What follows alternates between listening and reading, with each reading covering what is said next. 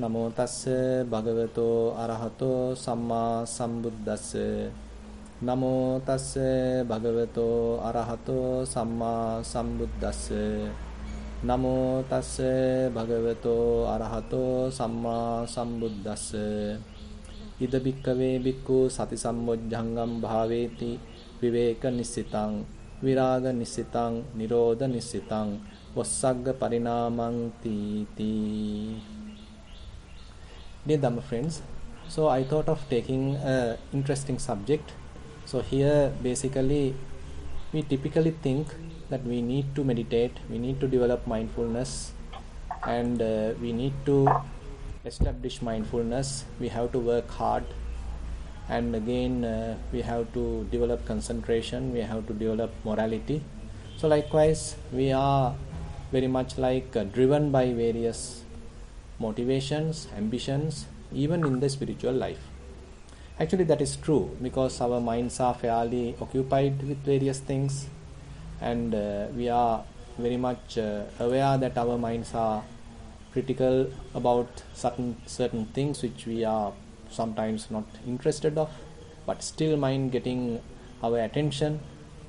So somewhat like kind of a struggle in ourselves, even it's a kind of an internal struggle that we are going through, because even though we know exactly this is what we need to do, but we can't do it because mind is driving ourselves, mind is pulling our attention.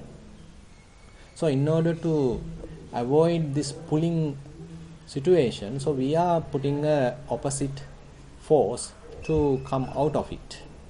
So therefore there's a kind of a struggle. So the defilements or our own habitual tendencies are trying to pull us to a different direction, and we, after hearing the Buddha's teaching, are trying to pull ourselves to another direction. So there's a constant struggle going on. So therefore even in the meditation or even in our spiritual life, so we have this kind of a word coming called as atapi.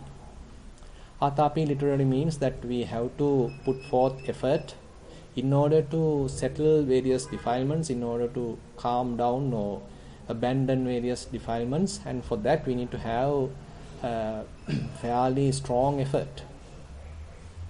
And that is also true because our minds are constantly driving us, constantly pulling us, taking us for a ride.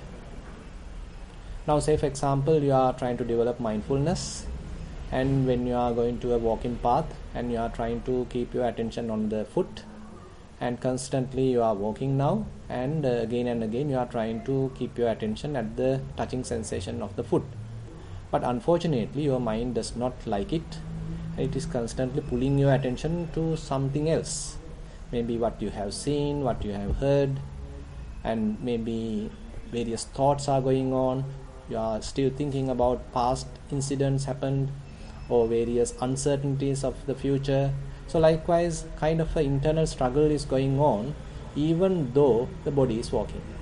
So you can understand now, we simply have to pay our attention to this bodily process. It's a simple activity, it's just walking. But our mind is not interested. Instead it is thinking something kind of a fantastic thing or something worried or certain uncertainties, and so likewise some kind of an internal struggle is there. So some time to time actually we are able to be successful, so that our attention is fairly focused onto the foot.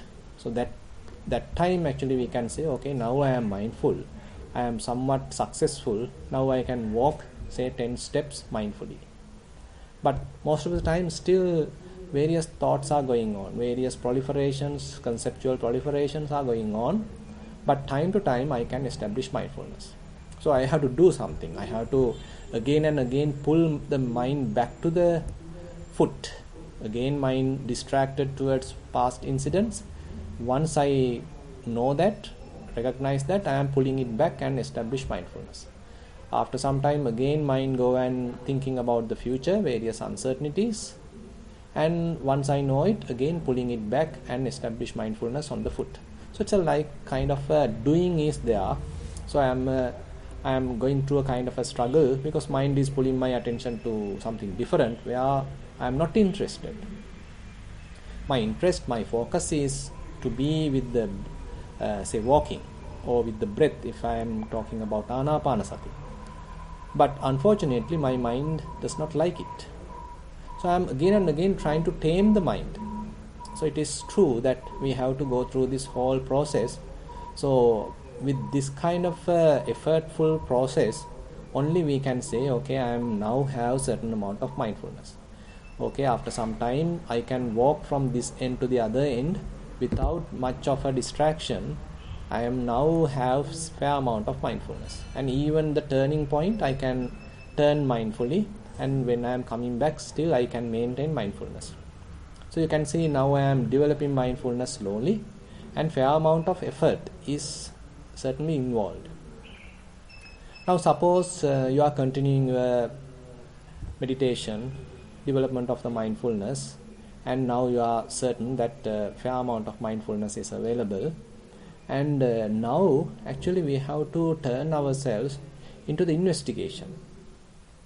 Suppose you are doing the walking meditation, and rather than simply satisfied with the mindfulness, now I have to look at various sensations available during this whole process, during whole walking process.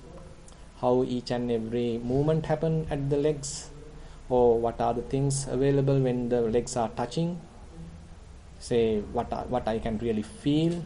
So these things, what I am presently, the moment I am experiencing, I have to carefully investigate. So there are also I am doing something, I am supposed to do something. So I am supposed to investigate the present moment, investigate the present phenomena. So I have to do it properly. Suppose now you are doing it.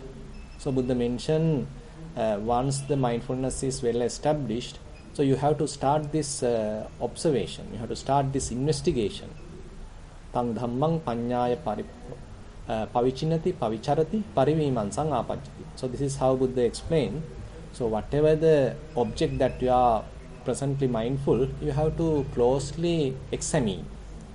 You have to closely analyze, closely examine, observe, so that you can understand its reality or its real nature. Suppose now we understood the process, now we are continuing it. And as much as possible, I am keeping myself steady. My mind is fairly focused, mindful, and well concentrated on the ongoing present moment activity. And I am trying to carefully observe, examine, or investigate the whole process.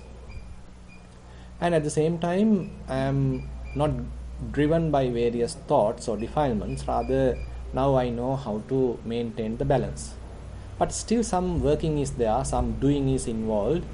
I have to maintain this whole process. While this balance is available, I have to investigate the whole scenario.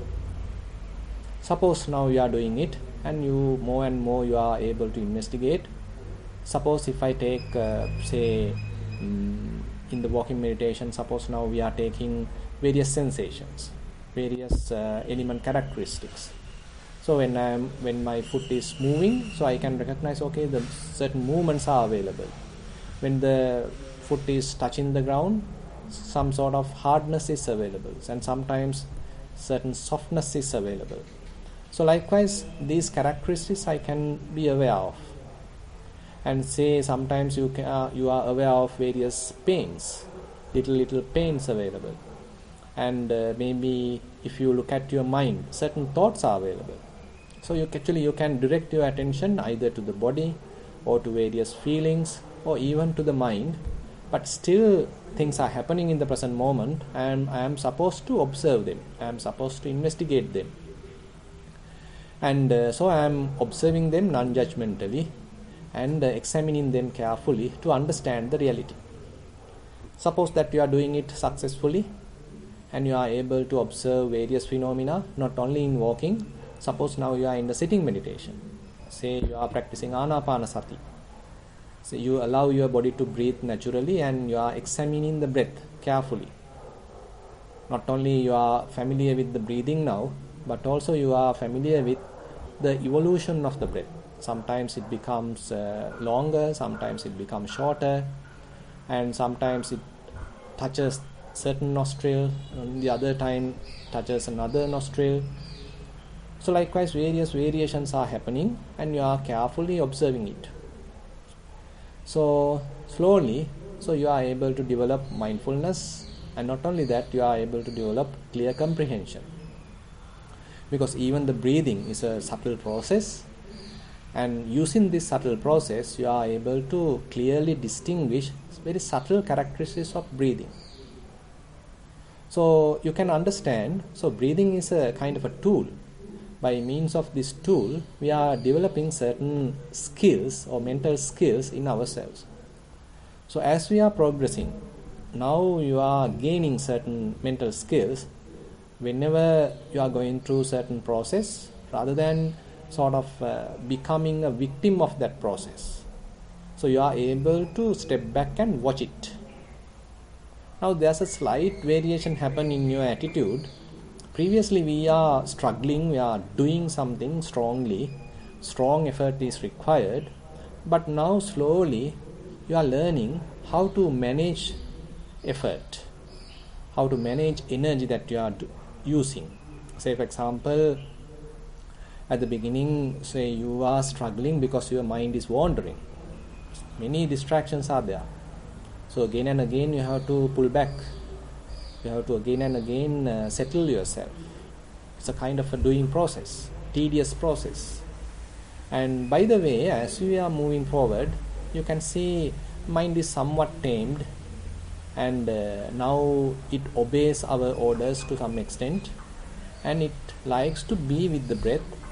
And not only that, I can now carefully examine the breath as well. This careful examination is not merely dependent on the effort, rather I have to maintain the effort. I have to somewhat balance the effort. So therefore Buddha talks about virya samatha, the balancing of the effort. Not only the effort, even the other faculties.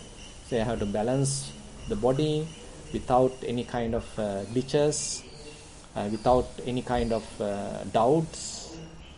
Carefully I am observing this whole ongoing process, and as a result of that I am able to examine the breath carefully. As a result of that, actually I am able to understand its subtle characteristics.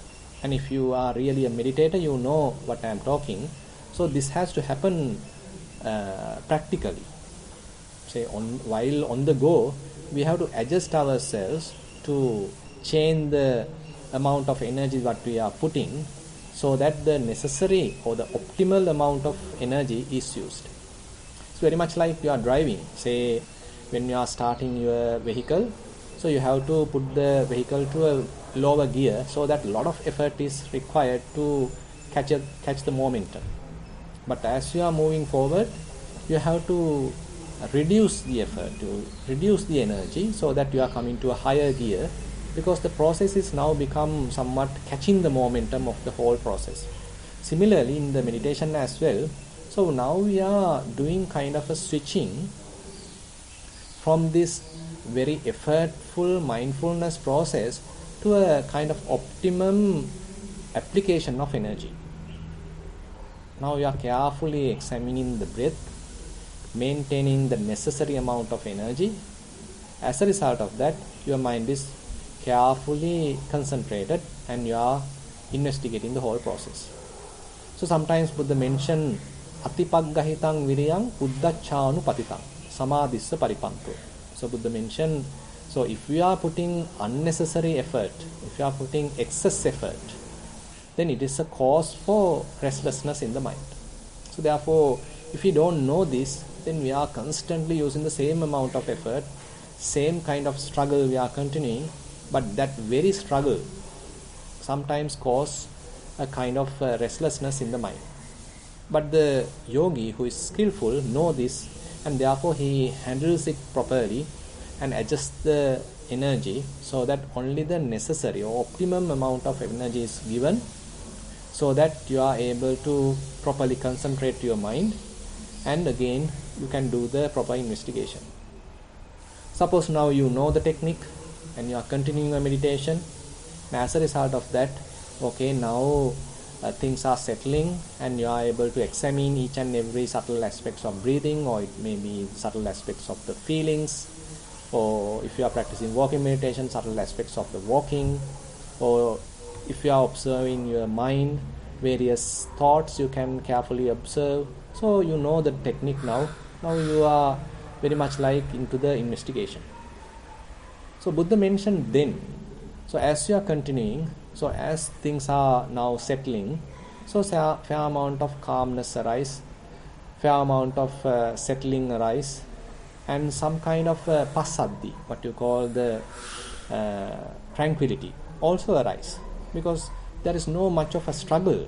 You don't need too much worry, because now you are not really struggling with your mind, rather you are managing it, you are driving it properly. You know exactly to what gear I have to drive, so you know you are now a kind of a seasoned driver. So similarly, you are a seasoned yogi now, and you know, okay, this is the necessary amount of energy I have to put, this is how I have to examine, and now you are continuing. As a result of that, now fair amount of tranquility is available, and again the mind is well concentrated. And as a result of that, now you are coming to an age where you don't need to do much. That is where the upekha, or the equanimity, as a what you call the enlightenment factor, upekha sambojjhanga, is going to be developed. The whole process is now coming very smooth, and you have nothing much to do. It's a matter of step back and watching the whole process. You don't need to interfere, because the whole process is in full equilibrium, and so you don't need to interfere, you don't need to change anything. So it's a matter of allowing the process to continue. So sometimes in the books, in the commentaries, there's a beautiful simile given. Say you are driving a horse cart. Suppose it has 4 horses. If one horse is driving one speed and another horse is driving another speed, then of course you have to adjust it. And again, if it is not going in the proper direction, you have to intervene and you have to put them into the proper direction. Suppose all the 4 horses are now driving in the same speed. So what are you going to do? Basically nothing to do. Basically it's a matter of maintaining that speed, because all 4 horses are driving it properly in the same speed. They are in full coordination. So you don't need to do much. It's a matter of careful observation, that's it. Nothing much to do. So this is the kind of avenue that we are going through when we are developing the upekha sambojjhanga. So the process is now in full equilibrium, so you can step back and watch it happening properly. Now you can see kind of a switching happens in our attitude. From the beginning, actually we had strong energy, strong effort, and we were striving, we were struggling. But you can't maintain that kind of a struggle when we are moving forward. So even today people are struggling, but continuation of the struggle not going to bring the whole kind of a result. But we need to manage it properly. So here in the meditation, so we may be struggling at the beginning as a beginner, because the mind is very much like a wild horse. But when it is tamed, so now we have to take the work. Let it pull the cart. So similarly, so when the mind is fairly tamed, focused and mindful, so it's a matter of kind of properly managing the whole thing. Now from effortful mindfulness to kind of a step back and watching. So this kind of an attitude change happens, and now you allow the process to manifest freely, and you are ready to observe it as a separate person, as an outsider. And even when you are going to say Chittanupassana, this is more and more important. Say you are strongly holding your mind and trying to do Chittanupassana. You are not going to be successful, because in order to do Chittanupassana, you already have to have fair amount of mindfulness developed, and you already have to have fair amount of clear comprehension developed, and now you have to allow the mind to freely think. Typically, we don't allow the mind to think. I mean, at the beginning, we are against thinking. We are trying to control thinking. We are trying to minimize thinking. So whenever mind is thinking about the past, we are quickly pulling it back and putting onto the breath, or to the posture, or to the, say, rising and falling, or to the step. So it's kind of a struggle. You have to do something. But when you are in the Chittanupassana or Dhammanupassana, you are now comfortable, you are confident that I can manage it. You are with fair amount of developed mindfulness, you are with fair amount of developed concentration and clear comprehension. As a result of that, now you are confident, okay, even if mind get distracted, I can manage it, I can handle it. So you are ready, even mind to get distracted. Pamade na kampatiti sati balam. So there's a beautiful statement made by the Buddha. So when your mindfulness is developed to the level of faculty, and again when it is developed to the level of power, so Buddha mentioned, now you are not afraid of being heedless. So mind may be thinking about the past and the future, but you are not shocked, you are not wavered by this thing, because you know you can handle it. You have fair amount of confidence now.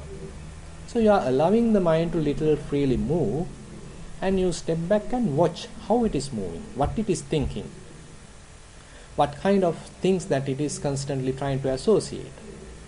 So what are the interests that this mind is having? So with that only you can reveal who you are. So what are my personality traits? What is the character in me? Am I a lustful character? Am I a kind of an effortful character? Am I a, say, angry character? So all these things are kind of revelations, understanding about ourselves. For that to happen, we have to allow the mind to freely move. So, but you already have a fair amount of mindfulness, clear comprehension. You are not afraid. And again, you are not getting deluded by these thoughts. So that is really important. Now previously, actually whenever our minds are thinking something and we couldn't handle it, we are not able to manage it, rather we become poor victims of the whole process. But right now it is not so. We know what exactly mind is thinking, and I am like an outsider, I am watching it.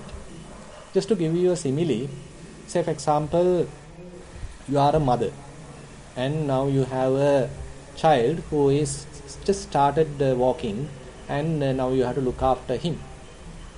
Now you have to allow him to walk.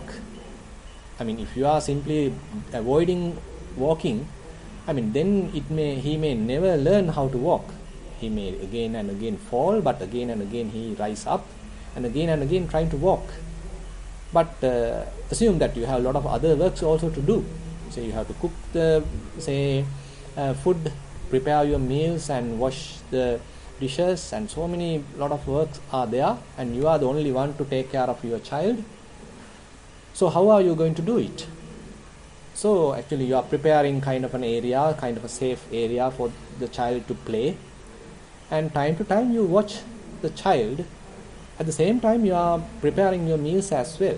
So similarly, you are confident, okay, my child is in a safe area, he is playing, he is trying to walk, he is falling, and likewise, I mean, so you are giving some freedom for your child to walk, rise up again and again, and you are sort of watching him from distant.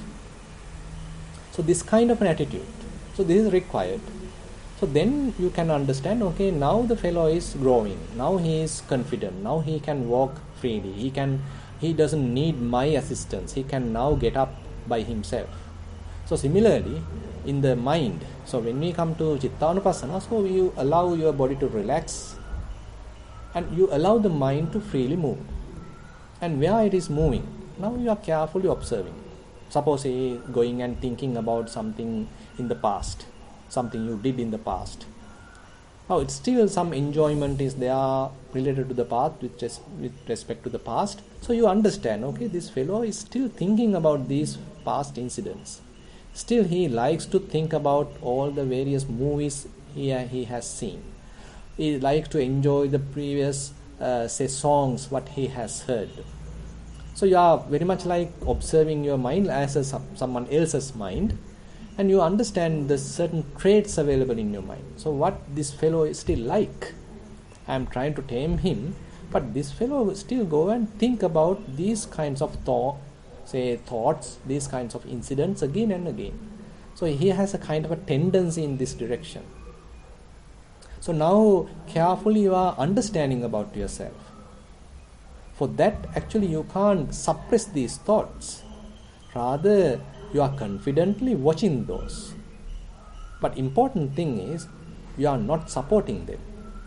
So you are able to allow them to come, allow them to be, allow them to go.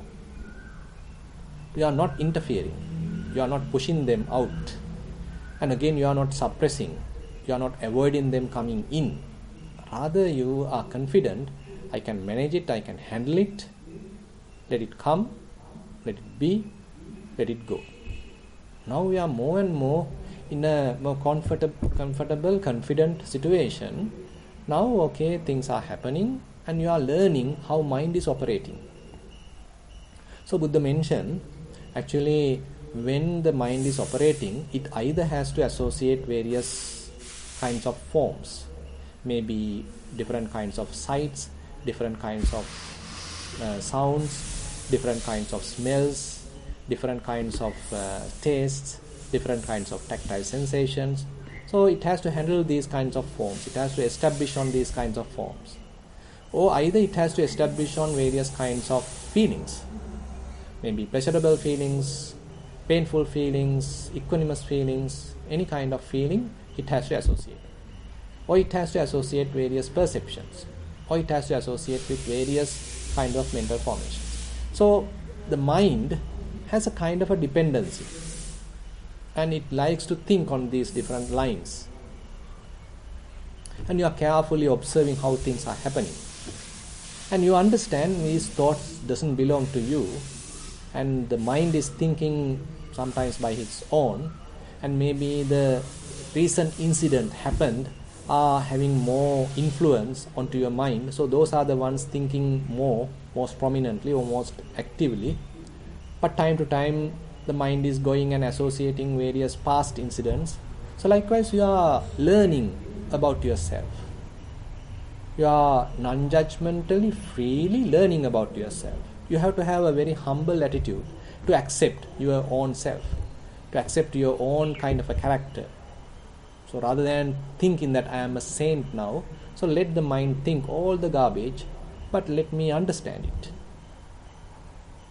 So when we are doing like this, when we are not promoting any of these traits, now slowly, interesting thing happens. So mind start not to think too much. So very much like I like to share with you a kind of a simile here. Say you are an actor in a drama, and you are dancing, and the spectators are there, and you are talking, you are dancing, you are acting with various other actors, and you are sort of trying to entertain the others who are in the audience. And one day you thought of this acting business is going to be bankrupt, so I better give it up. So you get a wise decision. So instead of acting on the stage, now you get down from the stage and you also join with the audience. Now you are not doing much. Now you are watching. Now the drama is going on and you are in the audience and you are watching. And while you are watching, suppose all the other spectators have left the audience. Now you are the only one available in the audience. And there are still the other actors and actresses are playing their roles and they are playing their drama, and you are the only one watching it. Suppose at a given moment that you understand this is just a fiction. This is not something real. They are showing kind of a fabrication. They are showing kind of a fiction. It's a story. It is not the real thing. They are acting. So when you have this kind of an understanding, actually you can't enjoy the drama anymore. Because you know constantly you are reminding yourself again and again, so this is not a real thing. This is a fiction, this is a story. Don't get carried away by the various roles these actors and actresses are playing. They are merely actors, they are merely actresses. They are showing a role, they are playing a role, they are showing a fiction. Suppose when you have this kind of a wisdom, you can't actually enjoy the drama. And you are very much like looking at it with a kind of an indifferent attitude. You are not clapping when they are dancing, you are not crying when they are crying, you are not laughing when they are laughing, because you know it is a drama, you know it is not real, you know it is a fiction. So kind of a attitude change has happened, wisdom has grown.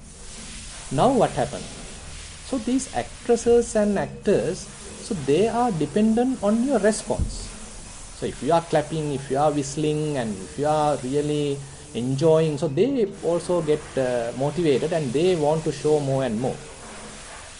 But if you are not interested, if you are like a dumb person, just watching it, then they are not interested. They may slowly get discouraged. They understand, okay, this fellow is not dancing according to our dance. This fellow is not singing according to our singing. He is not crying according to our crying. We can't delude him. So they may understand. And ultimately they give it up. They simply go away. So similarly in our mind, so when we are wise, when we know these thoughts doesn't belong to me, when we know that these thoughts does not really are a real thing, they are really not monsters, they are not evil, or they are not really something substantial, they are coming and going. So when you have these kinds of insights, so slowly they start to fade away. They simply have to fade away because you are not encouraging them. So as you are not encouraging them, slowly, so your mind becomes somewhat empty. Because no thoughts. Are you sleeping? Don't go to sleep now. Because your mind is in a very sensitive area without thoughts, but you are fully aware. You can be aware. Don't think that your mind has a status only with thinking. Your mind has a status without thinking. That is the beauty of the Dhamma. So Buddha mentioned, so there is a state of mind which is fully conscious, fully aware, but no thinking. Without coming and going, without mental proliferation, there is a calmness, there is a clarity, there is kind of tranquility, there is a vigilance in your mind. So this is what we are trying to move forward. So as we are moving forward, now we are coming to an area, okay, let me maintain this. Let me sort of be with it. When I arrive this kind of a area, this kind of a place, this kind of a mental set, mindset, let me be with it. Just dwell there. Dwelling in emptiness. Being with this clarity. Maintaining this clarity. Maintaining this tranquility. Without thoughts. This is an interesting area. So Buddha mentioned, as I given the sort of the title of this Dhamma sermon, Sati Sambojjhangam Bhaveti Viveka Nisitang Viraga Nisitang Nirodha Nisitang Vassagga Parinami. So Buddha mentioned, now you got to develop mindfulness, maintaining calmness, maintaining tranquility, maintaining clarity, maintaining kind of a restful attitude towards yourself, towards the whole process. Don't go to struggle now. Because once you reach this kind of a quite clear, calm, tranquil, without thoughts, just the awareness, just be there. Don't spoil it. Don't have any kind of a struggle there. Rather just maintain it. Do nothing. How are we going to do nothing? So this is another difficult thing. So as human beings, it's very difficult to do nothing, because we are motivated to do something. So probably you have heard about Freddie Silva's, there's a beautiful song, Nikang innepa koma koma hari gahapallapam pessa. So don't do anything. Don't just idle. At least hold a placard. So this is what we are trying to do. You can't stop doing. I have to do something. So always someone is asking, okay, why don't you do something? Why don't you do something? So if you are doing nothing, someone else may come and even motivate you to do something. So we are constantly with this doing syndrome. So we have this kind of a doing syndrome. I want to do something. I want to do something. If not, I am not a human. I am not a man if I am not doing anything. So we are with this kind of a motivation that I want to do something. But when we are coming closer to these insights, what I have just explained, so this motivation, these ambitions, these doing syndromes have to be all eliminated. All have to be calmed down. And slowly we are learning how to just be, allow things to happen. Just accept. Kind of a radical acceptance. It is not the kind of a blind, timid or afraid something. Rather kind of a acceptance, radical acceptance, because you understood. You have reached a fair amount of equanimity, and with wisdom, now you are ready to accept. Now you are ready to bear things. Now you are ready to cope up with things. Now you are ready to patiently endure things.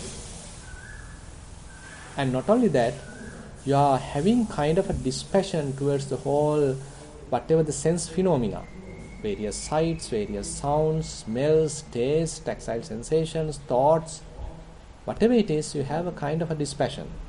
You are not much interested about them, because already you know, they are quite transient. They can't provide you a lasting happiness. They are beyond your control. So you have this kind of a strong understanding. With that you are maintaining this calmness. With that you are maintaining this clarity. From doing mode, now you are switching to being mode. Just be. Just be aware. Now what you are maintaining, it is not effortful mindfulness, rather kind of a natural awareness. So kind of a natural awareness. So it is already available with you. You don't have to do anything to have it. So when you stop doing, you already have this natural awareness. So Buddha therefore teaching us not to gain something, rather to enjoy what is already available. When you are reaching this area, it is not very much that you are trying to gain something, rather you are very much like enjoying the already available intrinsic kind of awareness. So that is why Buddha beautifully mentioned, Papassara midam bhikkhave chittang tanchako agantukehi upakkilesehi upakkilittam. Monks, this mind is naturally luminous, naturally pure, but because of various intruding defilements, it has become spoiled or become polluted. But Buddha has shown the path to purify this outer sheath, outer cover. And once you are able to penetrate to the inner gold, and what you already have is enough.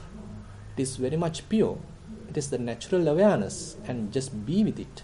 You have come back home. Just be at home. Don't go outside. It is with lot of protests. No fuel. Just be at home. Very much like that. Say today, so when you are going out, you don't know wherever your car may get stuck. Lot of trouble is there. So just be at home as much as possible. Do work at home. Similarly, after you found your inner nature, after you found your inner happiness, after you found inner calmness, clarity of mind, or inner silence, whatever the name you can call. So Buddha asks us to maintain it as much as possible. So in other way, Buddha gives us 4 foundations or 4 supports. So those 4 supports, one thing is that we need to develop wisdom. So we have to have that proper wisdom, profound wisdom, in order to reach this kind of an understanding. And once you reach there, so recognize this clarity available in the mind. Recognize this kind of emptiness available in the mind. It has no coming and going. It is there. It is intrinsically available. Just a kind of awareness. And sometimes Buddha call it as unestablished consciousness. Just be there. Take it as the truth. And just be there. And while being there, whenever kind of a personality is coming out, whenever I-making coming out, whenever mind-making coming out, or whenever some sort of a comparison happens, so allow it to fade away. Don't spoil this clarity, don't spoil your purity with these unnecessary kind of contaminations. Whenever you prepare I, so you are unsatisfied. You are again restricted, again constricted, again frustrated. So don't prepare these I. Just let go all these assets, all these I-making, mind-making, all these things. And don't allow various lustful thoughts to spoil this situation. Don't allow hatred to spoil this situation. Don't allow deluded thoughts to spoil this situation. Don't allow jealousy to spoil this situation. Just protect this calmness, protect this purity. So therefore, in that sense, you are abandoning various defilements because they are trying to pollute this calmness, pollute this purity available in yourself. So likewise, so we are switching from doing mode to the being mode. While being, so you are trying to just be, maintain that clarity, be aware of it, maintain the clarity. So with that, so we are able to understand some kind of a transition in our practice. Previously we were struggling, we were doing, we are putting a lot of effort, but now we are into a different thing, that is just being. Just being and recognizing subtle aspects available in the mind, subtle defilements available in the mind, certain tendencies available in the mind, not allowing them to spoil the situation, rather maintaining the clarity, developing further the purity of the mind. So this is something interesting I found, and constantly Buddha has highlighted, as I mentioned. So he highlights Sati Sambojjhangam Bhaveti, Viveka Nisitang, Viraga Nisitang, Nirodha Nisitang, Vassagga Parinami. So he mentioned, so you got to develop the enlightenment factor of the mindfulness with kind of a restfulness, with viveka, with restfulness, and with a dispassion towards all the other external phenomena coming in and trying to disturb. So you have to have a dispassion towards all those, and maintaining kind of a cessation where you are trying to have freedom from much of a craving, no desires. Whenever desires are coming, you allow it to fade away, and whatever comes, you are ready to relinquish. It's a kind of a natural letting go. You are not forcing, rather you are naturally allowing them to fade away, allow them to let go, allow them to relinquish. So this is an interesting area, kind of a switching happens in our practice. So with that note, I like to conclude today's Dhamma sermon. Thank you very much for attentive listening.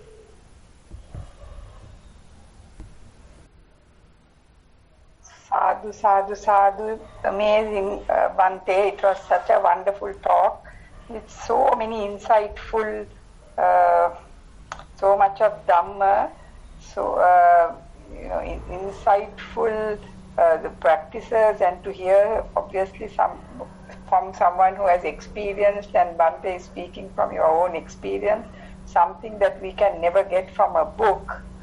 I will first, there are so many, there were some 80 participants or a few more, so there will be so many questions.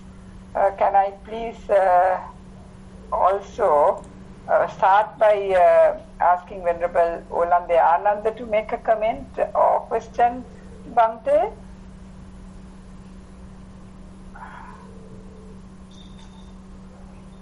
Venerable Bhante?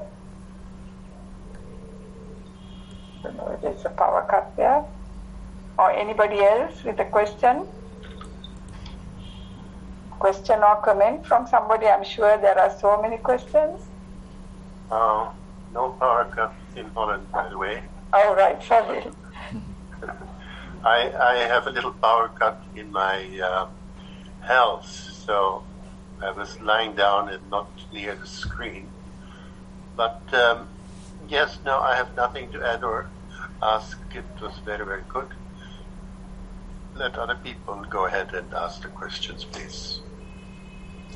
Thank you, Bhante. Any question? Venerable Sir, can I ask one question about that fourth word? Viraga, Nissitang, Viveka, Viraga, Nirodha. The fourth word, what is it? I haven't heard that before. Yeah, it is called the Pali word? Yeah, Vassagga Parinaming. And what does that mean, Vassagga? It means getting fulfilled or coming to the completion with letting go, with relinquishment. So more and more we are able to let go, more and more we are able to relinquish, we are getting closer and closer to the fulfillment.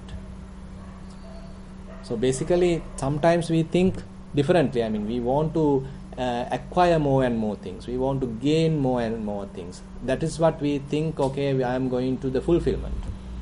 But on contrary, here Buddha mentioned Vassagga Parinaming, that means, so whatever mind is trying to acquire, whatever mind is trying to attach, whatever mind is trying to hold, grasp, so you are ready to relinquish. So your attitude has changed. Instead of attaching, now the mind is more and more ready to naturally let go.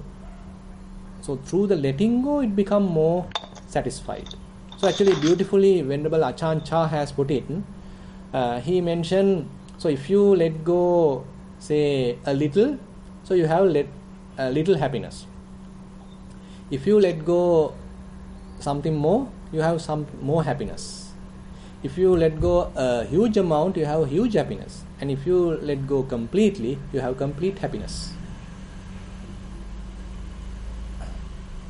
So you get by letting go. Exactly. I remember Rerukane Chandavimala Swami Wanse, whom I had the rare opportunity of meeting. I know that he has said that he feels that he is the person with the least amount of things and therefore the poorest man and also the richest man. Yeah. So Buddha put it very beautifully, Vassagga Parinaming, and you are coming to a completion with relinquishment. So kind of attitudinal change, internal change, attitude has changed to natural letting go process is evolving, going through, and you are just supporting it. Thank you very much, Bhante. I think we have a question from Mahendra Gonsal Korala, who is in the UK. Yes, Mahendra. Oh, thank you very much for a really illuminating and practical talk. I'm very grateful to you. My question really, I hope I was misunderstood. You made a very clear distinction between knowledge and wisdom, because wisdom is what is required. Knowledge can be acquired, but without any wisdom. Is there any relation between wisdom and intellect? Because I'm not being snobbish, but there are people in the world who have different levels of intellect. And does having a high intellect, are you more likely to achieve wisdom the Buddhist way or not? Or is there any relationship at all? Actually, it's difficult to mention. Now, say for example, if I take a simple example coming from the Buddha's time, say for example, the Chullapantaka, you have heard. So in today's terms, he is a failure, because he couldn't even learn four statements of just a verse even he spent time for 3 months. Chullapantaka, probably you know the story what I am referring. Yes. So, Yes. but Buddha knew the wisdom he has. I mean, even the Arahant, his brother, he didn't know. The Mahapantaka Thero, he simply sort of abandoned the Chullapantaka because he thought, okay, this one is a blunt monk. He can't even memorize a simple verse, even though he tried for 3 months. But Buddha knew the sort of internal caliber this Chullapantaka had, and he was able to give the proper path, show the proper path, so that Chullapantaka become a full-fledged Arahant. So in that sense, it's very much like Buddha's wisdom is very difficult to measure through today's terms. So we have today the various quotients like IQ, EQ and all sorts of things. But is it really represent Buddha's wisdom that he is talking? So actually sometimes in certain suttas Buddha talks about different levels of wisdom or sort of different levels of knowledge, we can say. Sutame panya, chintame panya and bhavaname panya. So this is a term coming in the Sangiti Sutta. So there Buddha mentioned that you can develop fair amount of knowledge through the reading, through listening, and that is kind of a borrowed knowledge. You are become more and more learned person. You are with lot of knowledge. Sutame panya. It is also admitted. I mean, there is a term called bahusutta.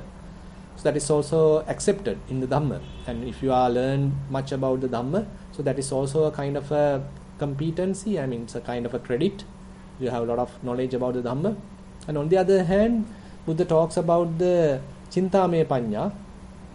With what you have learned, what you have heard, now you are intellectually maybe analyzing, thinking, logically thinking, rationalizing. So with that also you are able to gain fair amount of knowledge. So that is called chintame panya. When it comes to bhavaname panya, it's an entirely different story where you have to start as a beginner. So you have to let go of all your learning, all your degrees, all your whatever the things, titles, and you have to become like a child. You are like an innocent, very humble child, and you are now ready to develop wisdom, the bhavaname panya, what you call the experiential knowledge. But if you are carrying all what you have learned, if you are carrying all sort of preconceived ideas, your own judgments, then it's very difficult. So when we are developing bhavaname panya, that is where sometimes teachers are mentioned, you have to have beginner's mind. Beginner's mind, Zen mind. Probably you have heard about the book from Shunryu Suzuki, Beginner's Mind, Zen Mind. So that kind of attitude, if we have, then it would be much useful in the experiential knowledge, because we are not being conditioned by what we have learned. So I am not trying to copy from my teacher. I am not trying to copy from the Buddha. Rather, Buddha has shown the sort of necessary requisites I have to have, that is the mindfulness, the concentration. So the wisdom have to be developed based on those qualities. Say when the mind is fairly mindful, concentrated, now that concentrated mind has to be focused onto the present phenomena and let present phenomena evolve by themselves, show their behavior by themselves. I don't need to interfere them. Through the mere observation, now I am developing my own wisdom. I mean, I can't say it's but I mean, just for the communication we are using these terms. So kind of a wisdom is developing through this non-judgmental awareness, non-judgmental observation. You are not putting any kind of biases. You are not putting your previous learning into the picture. Rather, you are having your first-hand experience. So it is not things are impermanent because Buddha has mentioned. Rather, things are impermanent by themselves. By their intrinsically they are impermanent. So that intrinsic characteristics we need to observe. So I can't make them forcefully impermanent. Rather, let them behave as they wish, but I am just observing them. So with this kind of an attitude, so the wisdom that Buddha is talking is allowed to be developed. So therefore, it is not that I am meditating telling or sort of mentally verbalizing things are impermanent, entirely wrong. That is kind of condition in the mind. Rather, we are carefully observing how things are behaving. They have the complete freedom to behave the way they like. How they are behaving, now I am observing. So with this, okay, now a kind of a wisdom is developing, which is not a kind of a borrowed knowledge. It's not a copied knowledge. It is a kind of a wisdom that Buddha is talking as pacchatha. There is a beautiful term coming in the Dhamma, pacchattam veditabbu vinyohiti. So Buddha's teaching is something the wise people have to understand by themselves. So it is inviting us, ehipassiko, and once you are putting your attention, and now things are happening, and you are carefully observing. Through this observation, there is an internal wisdom is now developing. So that's what I like to share with you. So in short, what you are saying is experiential knowledge is open to anybody who seeks it. Exactly. Yeah. Thank you. Yeah. Thank you very much. Yeah. Is that Kamini Mendis? Would you like to make a comment, Kamini? I think you are there today. Thanks, Mano. No, not a comment, but to ask tell Bhante that it was an absolutely superb talk, as I told you, Mano, given with real deep experiential knowledge. It was such a pleasure listening to you, Bhante. Honestly, it was absolutely revealing, insightful. Thank you so much. I have no questions as such, but I was sort of listening to you. I was going through the process that I've been going through the meditation that I'm doing. So it was incredible. It was really wonderful listening to you. Thank you. Yeah, okay, thank you. Any other questions? I'm sure there are. Manuri, may I ask a question? Yes, please? go ahead. Yes, go ahead, please. Right. Okay, so I'm Dave from UK. First, I want to thank Bhante because I follow Ajahn Chah's methods, and your talk today was really, really what we have been told all the time, that you have to keep all the knowledge that you have outside, like keeping the slippers when you go out into a temple, and you go with this empty mind, because it is then that you can actually note and observe and see and all the different things. So to hear it from one of our own monks, I know Reverend Dhammajiva very well. I have only heard your talks but not actually met you. So it was really wonderful to hear that, because it's very rarely people are so keen on going into the minute detail that when you go into meditation, these things overcome your mind, and there is no way of noting what's going in the mind, because the mind takes over and keeps on channeling this, and doubt comes in, and it's very difficult to progress. But in the Ajahn Chah's method, that's exactly step by step what you said. And to hear it from you, for me, it was one of the most beautiful things that I've heard. So I'm very grateful to you for giving me that joy and the insight of this wonderful Dhamma.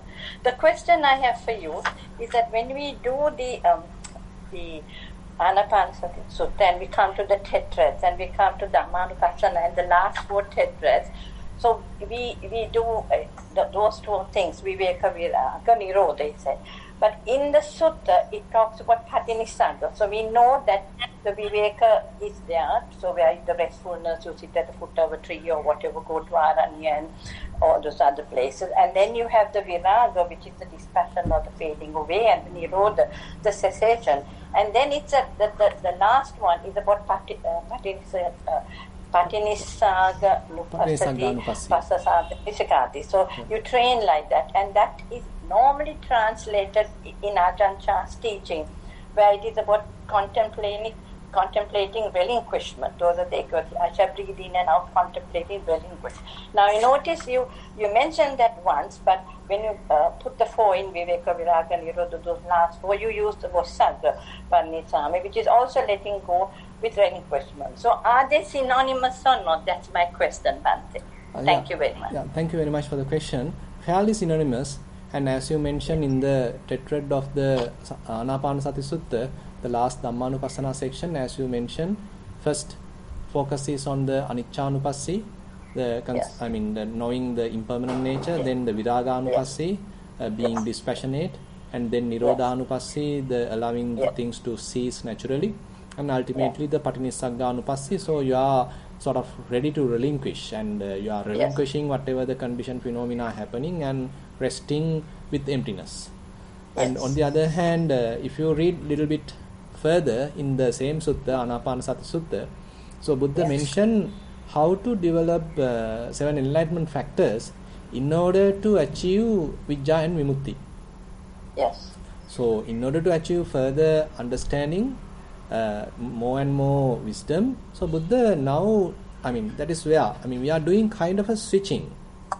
So if you come in the Anapanasati Sutta, so actually at the beginning we are effortful, we have to do something. But as we move forward, so this doing is carefully or gradually switching toward being and just letting go, relinquishing, and just enjoying, just being. So they are actually the restfulness, allowing things to happen, accept the way it is. So this kind of an attitudinal change happens. And as you mentioned, this Patinissagganupassi and Vosagga Parinaming has some similarity. So it seems like very similar. In the process of the Vipassana, say when we do Patinissagganupassi, what we do is whenever the mind get attached to something, whenever mind get grasp something, so the mindfulness will show it, and then we are ready to let go. We are ready to relinquish. So that is very much the Patinissagganupassi. So the same process is the one developing that skill. So previously it could be difficult to let go of, but now it is natural to let go of. The mind is not ready to attach, rather it is ready to be alone, ready to relinquish. And through the relinquishment, now it is coming to the completion. So that is termed in the Anapanasati Sutta at the latter stage, where Sati Sambojjhangam Bhaveti, Viveka Nisitang, Viraga Nisitang, Nirodha Nisitang, Vosagga Parinaming. Has some similarities, yes. Thank you very much, and thank you once again for the clarity of your thought and the simplicity of the language. It made it so clear when you follow that method. Okay. Thank you very much. Okay. Anumodana, Bhante. Yeah, Thero Sannai. Bhante, thank you very much, Bhante. This is Ravi Karnaratna. Yeah. Bhante, it is very special because very often I have heard many Dhamma talks, but this one you took it, the factors of mindfulness, and connected it to the Anapanasati, the Satipatthana, and also in addition to all that, it is very encouraging how you have connected everything into taking one towards Nibbana. Thank you, Bhante. Okay, thank you very much, and thank all the people who organized this. You too. Thank you, Bhante. Yeah. Any other questions or comments, Bhante? I'm so happy. This was the third in a series of Vesak sermons that was organized. In fact, Bhante's talk was going to be the fourth, but due to logistical, timetabling, we brought Bhante's forwards. It was absolutely marvelous session, Bhante. Much merit to you. Okay. Any other questions? Yes, Manori. Go ahead. Yes, Eshini, isn't it? The voice. Yes. Yeah. Yes. First of all, I want to say thank you to Bhante and the organizing committee for a very great topic, at a very opportune moment, because I think we have we are faced with a unique situation where our mind needs to break away from its comfort zone. A lot of the basic essentials that we've been used to is being taken away from us. So as a result, I think there's a lot of Chittanupassana and letting go which we need to do at this time, and probably tighten our practice on mindfulness so that we don't create too much of sanskara which we will have to carry through with us. So I'm not only our basic necessities but even the perceptions of various different people, the raga and the dvesha, all that is surfacing, and it's a very turbulent time, and I'm really thankful that Swamin Mahansa spoke on this topic, and it helped me a lot. So thank you very much, and I'm actually encouraged to try and improve myself further. Thank you very much. Okay, thank you. Any other questions?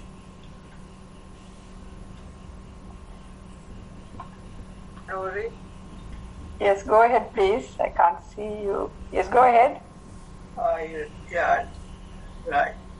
Yeah, Vanaya, thank you for letting me in. Bhante, we have discussed with you some time ago on a few occasions from Birmingham, a small group of us, Yes, I can made remember. about our thoughts from moment to moment.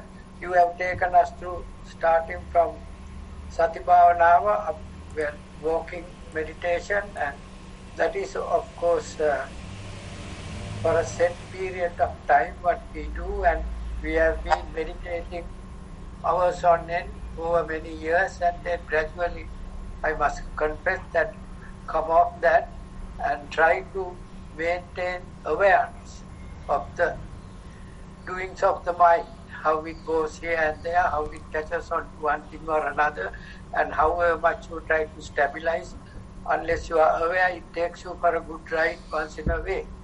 And when you get angry, how you react, well, unless you become an arahat, you first react and then try to come back. We have talked about it. You can remember that phrase. And you have told us how the mind works and how to stabilize during our day-to-day life. I mean, it's good. You can sit for a couple of hours a day and do that. I must confess again that I have given that up gradually, but I'm struggling to maintain awareness, the changing in the mind, happiness, sorrow, anger, whatever, anxiety. I was going to see my wife in a hospital, and first time we have gone there and lost the way. About 7 o'clock in the night, I was asked to come and collect her because there was nothing wrong with her. And I was going round and round. The navigator misguided me, so I was thinking, right, I am anxious. That's what the mind says. But I am okay. And eventually I reached the place. And this is what some of these other Western people who have acquired some amount of control of mind, they say, be aware. They call it consciousness, awareness, Buddha nature, I don't know. There's something which you cannot describe properly, I would say. Correct. And that is where I am trying just now, coming on to about 8 years now, having tried all these things. I don't run down anyone who is meditating 5-6 hours a day, but that's very good. But this is what I have. And with regard to giving up things, now having collected all these things over the years and living in an environment which has loads of stuff which is absolutely useless, you can either get a script and put them and go down the road and put it in the tip, or you can just not give any value to those things. Exactly. My wife has a practice of bringing a couple of bouquets of flowers every so often, because she does this vandana to the Buddha. I don't recognize them for some reason. I don't know that it has faded away. She sometimes come and make Askarana getting. So this is eventually what has come, because I tend to maintain the state of mind and to be able to recognize when it goes up in one of those directions, anxiety, worry, jealousy, whatever, even happiness. I try to step back and observe, oh yes, this is what the mind says. Is it that good or that bad? It should come, and then automatically it comes back.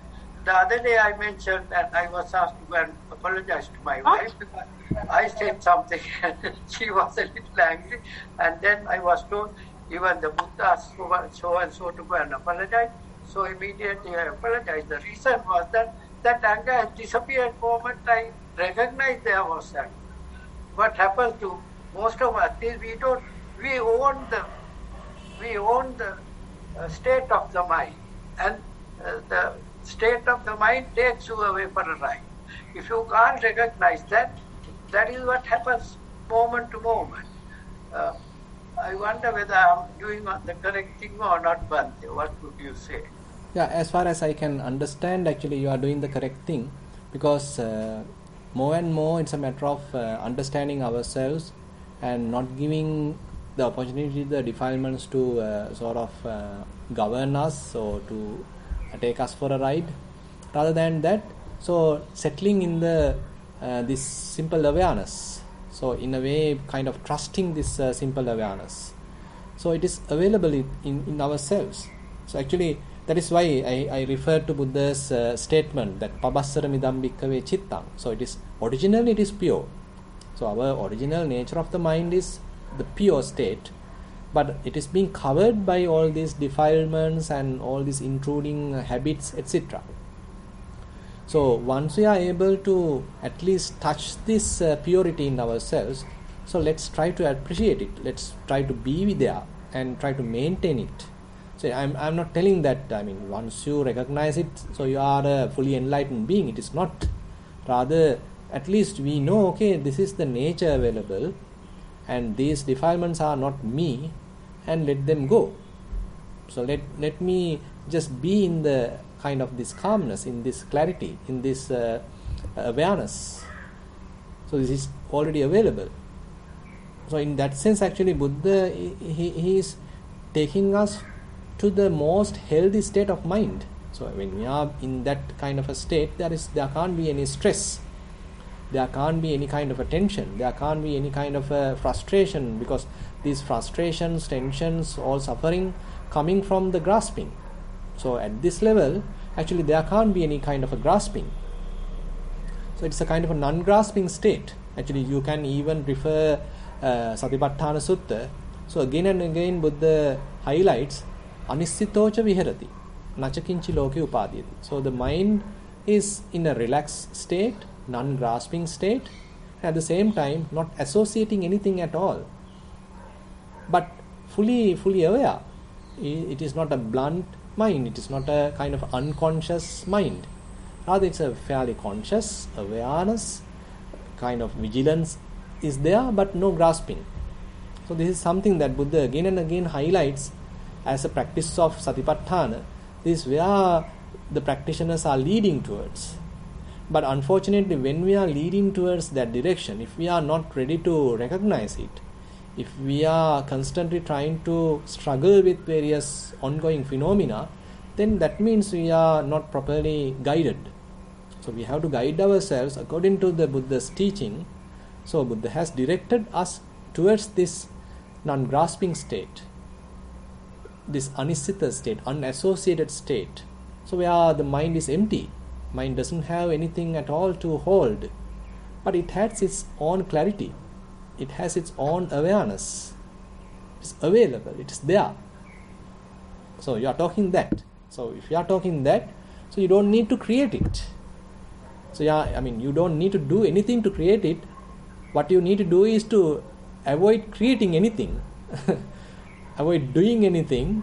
So yeah, then you are plunged into that awareness. So it is there. It is the natural nature, or it's the intrinsic characteristic of the mind.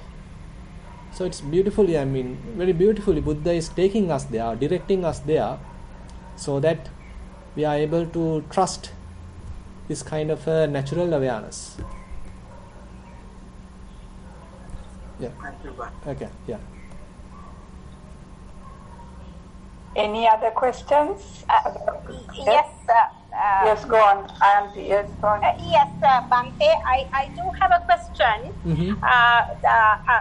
First of all, thank you very much for a very simplistic and but a very clear sermon about letting go.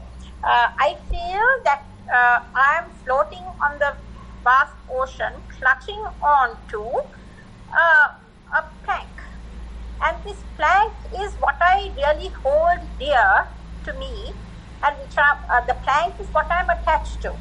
So now to let go, I'm scared to let go of that plank, thinking I will sink. So in the meditation, we need to build that confidence that if we let go of this plank, that we are not going to sink, but we are going to float. Bhante, my question is, at the point of letting go, you're scared. There are times that we let go. There are plenty of times that we let go, but it comes back in the form of sorrow or something. So how do you handle that situation, Bhante? No, I think it comes with the practice and it comes with the wisdom. Now, say if let me give you a little simile. Suppose actually this is a simile coming in the Buddha's teaching, and he say, okay, yes, there is a blind person. He being fooled by a cunning trader, and he is being given a completely discolored shirt, and he thinks that it's a beautiful shirt. But this cunning trader has cunningly fooled him and sort of traded him, cheated him, and given a discolored shirt, telling that it's a white color beautiful shirt. And but this blind person is now wearing it, thinking it is beautiful, thinking it is white, because he been cheated. And later his friends and his relatives take him to a surgeon, eye surgeon, and he was being treated, and now he is getting the eyes. So once he is getting eyes, once he got his eyesight, now he checks what he is wearing. Now he found it's a kind of a discolored, ugly shirt. Now, if I ask the question, now is it necessary for us to force this blind person to throw this shirt now? Yes. We don't need to, because he himself has seen it is an ugly shirt.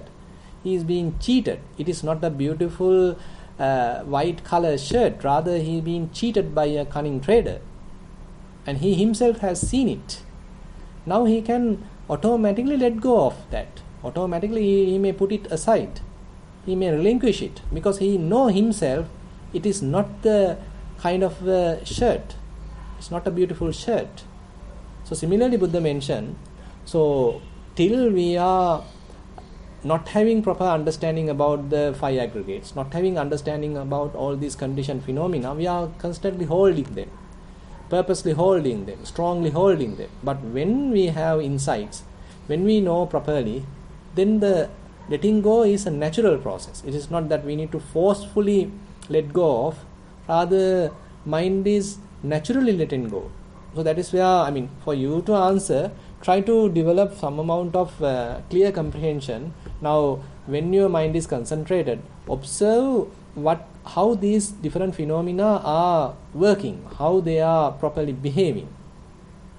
Allow them to behave as they wish, and you just step back and watch.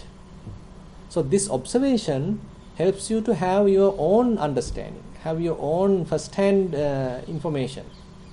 So you are distantly observing what really happens, and this self used to have your own experiential knowledge.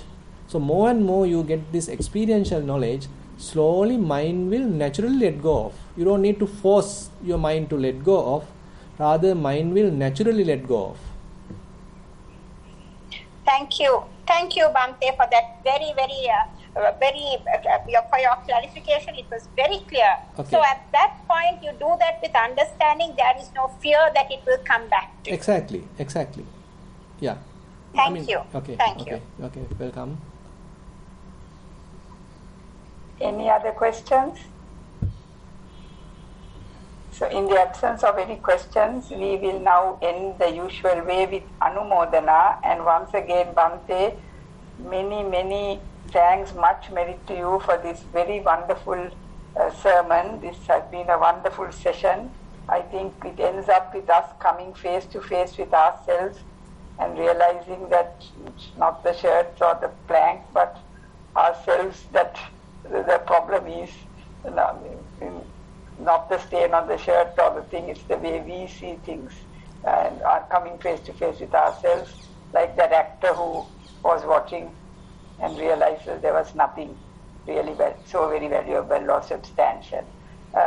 Bhante, can I request the Anumodana also to be carried out by yourself, Bhante? Yeah, sure.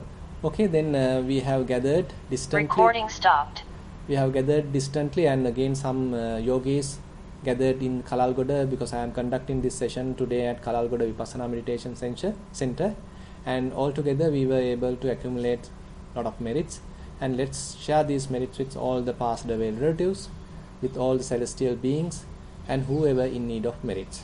And let's wish ourselves also to attain path fruition because of these merits. While keeping these good wishes in our mind, let's recite the traditional verses.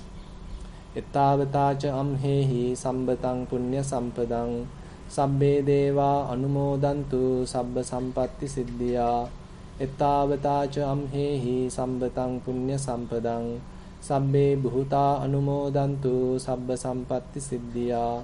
Ettavatacha amhehi sambatang punya sampadang sabbe satta anumodantu sabba sampatti siddhya.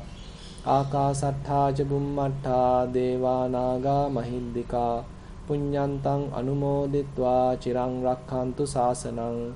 Akasattha ca bummattha devanaga mahiddika punyantang anumoditva chirang rakkhantu desanang. Akasattha ca bummattha devanaga mahiddika punyantang anumoditva chirang rakkhantu mamparang. Idang vo ñātīnaṁ hotu sukitā hontu ñātayo. Idang vo ñātīnaṁ hotu sukitā hontu ñātayo. Idang vo ñātīnaṁ hotu sukitā hontu ñātayo. Imina punya kammena māmi bāla samāgamo satang samāgamo hotu yāva nibbāna pattiyā. Imina punya kammena māmi bāla samāgamo satang samāgamo hotu yāva nibbāna pattiyā. Imina punya kammena māmi bāla samāgamo satang samāgamo hotu yāva nibbāna pattiyā. Sadhu, sadhu, sadhu. Sadhu, sadhu, sadhu. May all Bhante's spiritual aspirations come true. May you have a healthy and long life, and same with to our Bhante Olande Ananda Mahathero, and to all those who are listening, the audience. We will then call this meeting to an end. Thank you for your participation. Yeah, Thero Sannai.